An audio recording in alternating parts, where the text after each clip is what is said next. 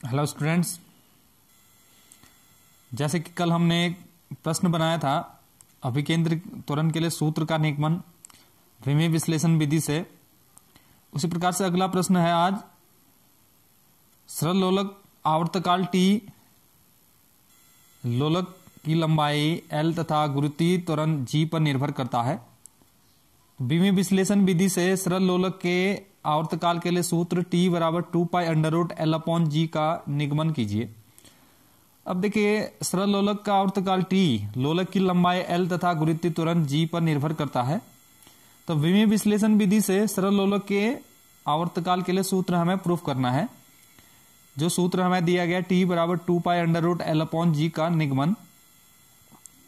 अब सरल लोलक आवर्तकाल क्या है, ये आप लोगों के बुक में लास्ट चैप्टर दिया है, वहां पर अच्छे से समझाऊंगा। अभी सिर्फ सूत्र बता रहा हूं, इसको हम कैसे प्रूफ करते हैं, इसको हम कैसे इसका निगमन करते हैं। सेम जैसे हमने कल के वीडियो में बताया था एक प्रश्न, अब वहां हमने अभिकेंद्र त्वरण के लिए सूत्र निकाला था। आज हम यहां निकालेंगे टी बराबर 2π√L/g का निगमन। कैसे ये सूत्र प्रूफ होता है, इसका हल लिखा है। माना सरल लोलक का आवर्तकाल टी, एल की घात ए सेम टू सेम कल की तरह तथा जी की घात बी पर निर्भर करता है। टी प्रोपोर्शनल समानुपाती एल की घात ए जी की घात बी। तो टी बराबर के एल की घात ए जी की घात बी। अब देखिए, एल जी और टी तीन भौतिक राशियां हैं। ये बाएं पक्ष की भौतिक राशि है, ये दोनों दाएं पक्ष के। के एक विमाहीन राशि है, ये आप लोगों को पता है। तो सबसे पहले हम क्या करेंगे, समीकरण एक के दोनों पक्षों के विमा लिखेंगे।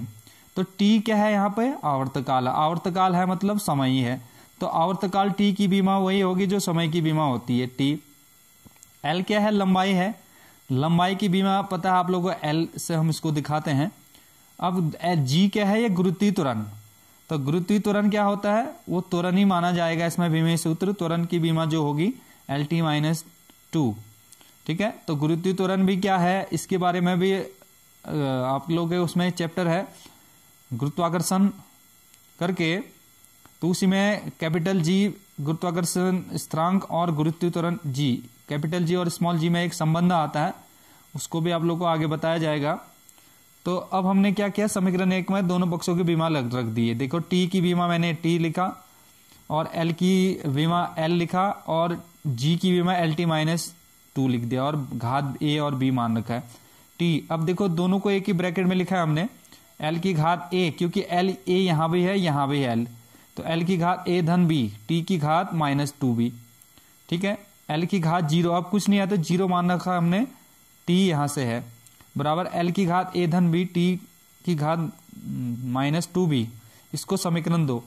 अब हमने क्या करना है, समीकरण के दोनों पक्षों की विमाओं की तुलना करना है। देखो, एल की घात 0 है, यहाँ एल की घात ए धन बी है, यहाँ टी की घात 1 है, यहाँ टी की घात -2b है।